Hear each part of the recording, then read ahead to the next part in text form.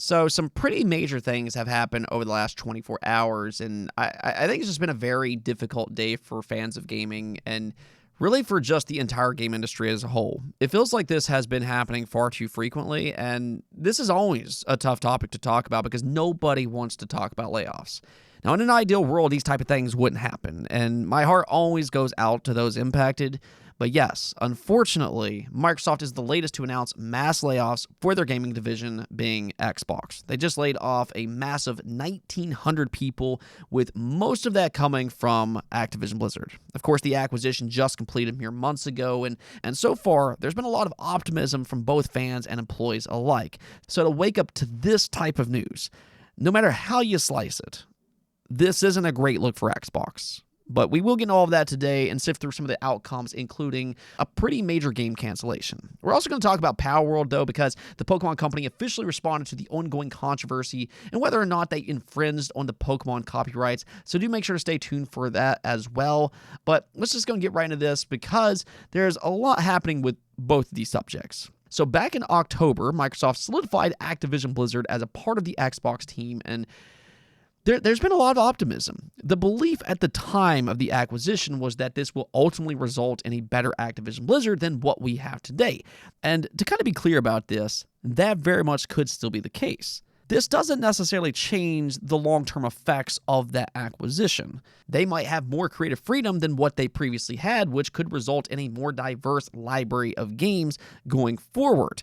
It, however, doesn't make today any easier to palate. See, there's two sides to a decision like this. There's the public image, because for us, let's be honest about things. This sucks. There's no other way for me to word that. It's never fun seeing people lose their jobs. It never is. And it's always hard for us to grasp.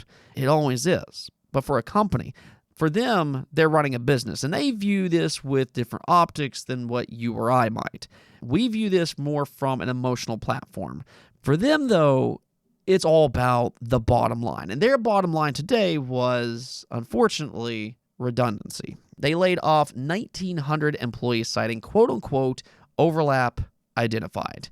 Now, some people will come out and say that when you merge companies like this, there will be redundancy. So, this was inevitable. And that does appear to be the most significant part for this decision. Divisions like customer support and community managers, they seem to be the most heavily impacted by the layoffs today. Now, Microsoft will probably outsource a lot of that stuff, but, there were also a few surprise layoffs as well, and that's the ones I want to focus on today. So the first, I'm going to call it travesty. The first real travesty is that Blizzard's AAA survival game, Odyssey, was canceled, and the team has now also been shuttered. This team was reportedly made up of about 150 people, and I think the saddest part to this entire story is that this team was kind of helpless to what happened, or at least the way it sounds. So this comes from a report by Jason Schreier, and I'm just going to kind of read through some of this. It says, Odyssey started in 2017 as a pitch by the Blizzard veteran who worked on World of Warcraft. It was conceived as a survival game like Minecraft and Rust, but with more polish and fewer bugs. In the subsequent years, the team working on the game expanded, and it was announced publicly in 2022 as the company began hiring more staff. Despite the additional resources, the project struggled largely due to technical issues surrounding the engine or the suite of tools and technology that developers use to construct a game, according to people familiar with the process. Odyssey was originally prototyped on the popular Unreal Engine from Epic Games, but Blizzard executives decided to switch in part because it wouldn't support their ambitions for vast maps supporting up to 100 players at once. Blizzard instead directed the Odyssey team to use Synapse, an internal engine that the company had originally developed for mobile games and envisioned as something that would be shared across many of its projects. But that led to significant problems as the technology was slow to coalesce, and Odyssey's artists instead spent time prototyping content in the Unreal Engine that they knew would have to be discarded later, said the people. Despite the challenges, Odyssey appeared to be making progress. People who played early versions of the game enjoyed it and thought that there was a lot of potential in the market for a survival game that hit Blizzard's bar for quality. Still, Odyssey was years away from completion. At one point, Blizzard was looking to expand the team to hundreds of people in hopes of targeting a 2026 release, but even that seemed overly optimistic to some developers. Instead, the project was canceled as the company concluded that Synapse was not ready for production. So the sad reality for this team is that despite them having a potentially good idea, something that may have resulted in a good game was destroyed because the decisions made by leadership. It sounds like if they would have listened to the developers who wanted to use Unreal Engine, this game would have made it to the finish line. But instead, it ultimately went through development hell to the point that it was shut down and cost people their jobs. That is incredibly frustrating if true, and hopefully it's something that Xbox can fix going forward. Hopefully they can keep things like this from happening going forward. Now, they did recently tell Blizzard that they will give them more creative freedom, which includes teams choosing their own engines, but that is one of the things that stood out to me here. Apparently, some of the team was hopeful that Microsoft would let them switch back to Unreal Engine and continue with the project, but I guess Xbox decided against that. Maybe that's because it would have pushed Odyssey back even further. It sounds like this game was in development hell for quite some time, and it was going to be 2027, if not longer, under the Synapse engine. But if they reverted back to the Unreal Engine again, it could have been pushed back even longer than that. So I guess Xbox just ultimately decided it wasn't worth pursuing any further. I mean, if there is a silver lining here, though, Blizzard can use the assets from this project on other games. We've seen them do that in the past, and that has been pointed out today. But I think my only issue with that is the team working on Odyssey was mostly shuttered. I would have liked to have seen them get another chance on a project, because the problem with Odyssey doesn't sound like an idea problem. It doesn't sound like it was going to be a bad game per se. It really seems like the issue comes down to leadership and the decisions that they made. It wasn't with the staff, or at least that's how it sounds. So I would have liked to have seen them get another chance. Another surprising outcome for today's layoffs, though, was that reportedly they shut down departments dedicated to bringing physical games to retail. Now, we have started to see signs that Xbox internally is considering a more digital-only future. A digital-only Xbox Series X did leak out in the FTC case last year, and even though Phil Spencer said plans have since changed, well, now there's this going on, and then there's also the incident involving Hellblade 2. That's a big AAA game for them, and it's digital only. So you do have to kind of wonder, what exactly is happening here? Is Xbox really preparing to go all digital? And even though this does support that logic, it's also not necessarily definitive. It has been pointed out that they might be planning to outsource their physical games, and you know, in a way, I think that would make sense if they're scaling back, which could be the case. See, the thing about Xbox is that they're unique compared to the other consoles in the sense that more of their customers do play games digitally than people do on PlayStation, and especially over on Nintendo. Now, one of the big reasons for that is because of Xbox Game Pass. All of their first-party games launch directly into Game Pass, which does take away from their physical games. So they've kind of run into this issue of, well, this game is launching into Game Pass, so how many units should we really send to retail stores without overloading them? So that's where outsourcing could be beneficial. They could partner up with a smaller company willing to launch smaller batches of games. Now, if they do go in that direction, well, then suddenly games like Hi-Fi Rush and Hellblade 2 could get a physical edition down the line. There could actually be some positives with that. But for the time being, that's just all speculation. The telling factor, I think, is really just going to come down to what happens with their upcoming games. Right now, we know Hellblade 2 is digital only, or at least for the time being. But let's see what happens with some of their other games. What about Avowed, Indiana Jones? There's the upcoming Perfect Dark. You have State of Decay 3. All of these games. Let's see if they have physical editions. And I think that will kind of tell us what is happening with their physical retail games.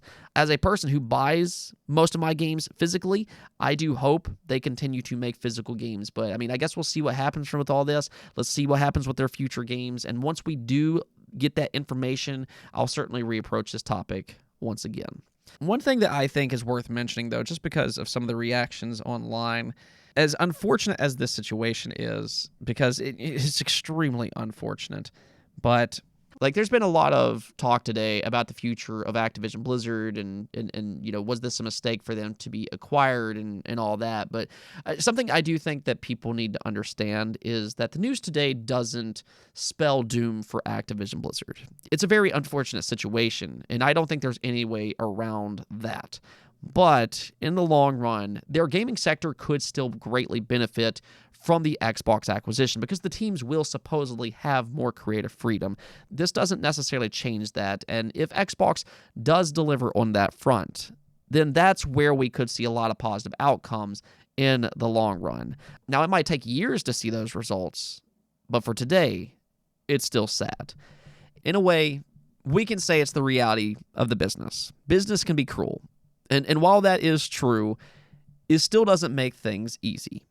So my heart genuinely does go out to all those impacted today. I wish them the best, and hopefully they find new work soon. I don't know. It's just been a very frustrating time, I think, for the game industry, because while we're getting all these great games, the people who's working on them have also been losing their jobs in droves. And I don't know. It's just, it's something that doesn't make you feel great. Okay, so let's go talk about Pokemon and Palworld, though. After the past week of success and controversy, the Pokemon Company has officially responded to some of the accusations. Now, I'll give you my thoughts here in a second, but first let's go and take a look at their statement.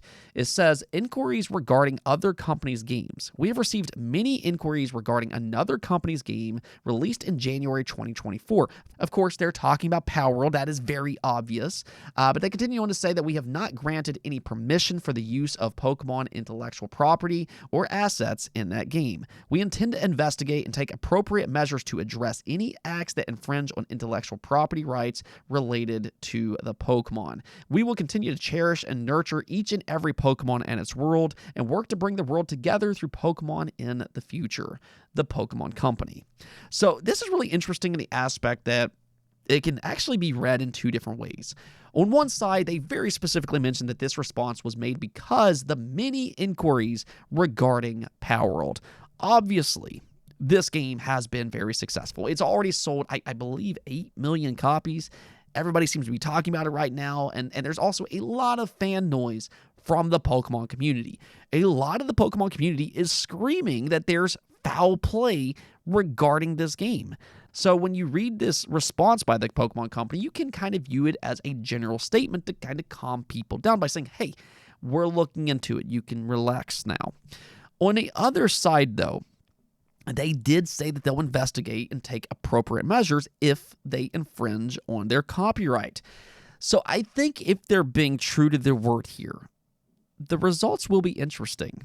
Does some of the designs in Palworld fly a little too close to the sun? Because admittedly, there are a few pals that are strikingly familiar to Pokemon.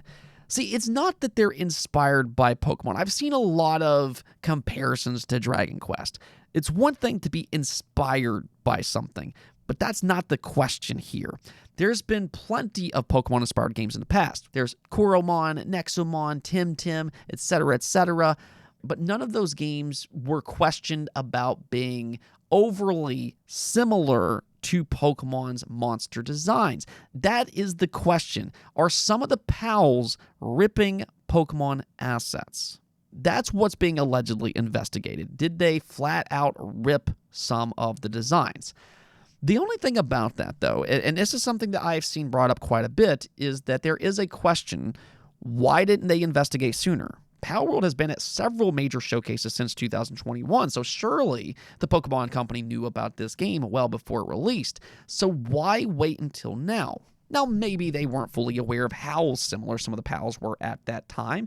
I'm not entirely sure, but it will be interesting to see if anything comes from any of this or not. Will anything actually come from this supposed investigation, or is this them just simply talking, similar to how they handled the Scarlet and Violet performance patch that they were supposedly working on after it originally launched? You know what? Let's talk about that, though. I've seen a lot of people suggest that Palworld bested Pokemon, and it's the end of Pokemon as we know it, which that's not true. At the end of the day, these are very different games, and Pokemon is the biggest franchise ever made. Palworld is not Pokemon's main competition. Palworld's success does not mean the next game won't sell extremely well. Pokemon's main competitor is Pokemon itself. And the reason people are lashing out against Pokemon right now is not because of Palworld, but it's because Scarlet and Violet was a major misstep that frustrated a lot of fans. Its performance, quite simply, was not acceptable. Yes, it's a fun game and it has a lot of potential, but it's not acceptable as is. And I say that as a huge Pokemon fan myself. I was disappointed by Pokemon Scarlet and Violet, and I hate to say that as a lifelong fan. I was very excited to play that game, but that is the reality. And even though Nintendo never fixed it, there is a new rumor going around. This is coming from VGC's Andy Robinson. He is a very trustworthy source, and he said this over on Twitter. From what I've heard, the Pokemon Company has taken the response to Scarlet and Violet seriously and is acting on it for future production. Now, what that means is that the next Pokemon game could see a big improvement because of the negative Scarlet and Violet response from fans. So, okay, we might not see the much anticipated performance patch on the current Switch. It was kind of a joke for a while, but it honestly might actually be true. It kind of sounds like they're just going to let the Switch 2 fix Scarlet and Violet's problems. But the good news here is that the next mainline game might actually benefit because of what happened, and I think that part is exciting. Now, to do that, I think what needs to happen here is that they need more development time. I think that that's their single biggest problem right now. They've been rushing their games out, and you can tell they need more time. And if they get that, well, then we could see some major improvements with the next game. Yes, fans are going to have to wait longer, but it could end up with better results, maybe better visuals. And for me, one thing that I would personally like to see is more options. One thing the Pokemon Company needs to understand is that a large portion of their fan base is older now. Give us older fans the option for us to play with a challenge. Give us a hard mode. But either way, hopefully there is some truth behind this rumor. That's going to be it for this episode, though. It's been a weird, frustrating, and just difficult day. Again, my heart goes out to all those who were impacted today. But let me hear your thoughts below. Give me your thoughts on the Xbox layoffs and also the Palworld Pokemon situation. Do you think the Pokemon Company actually has a case here? Let me know in the comments below. But till next time, peace out.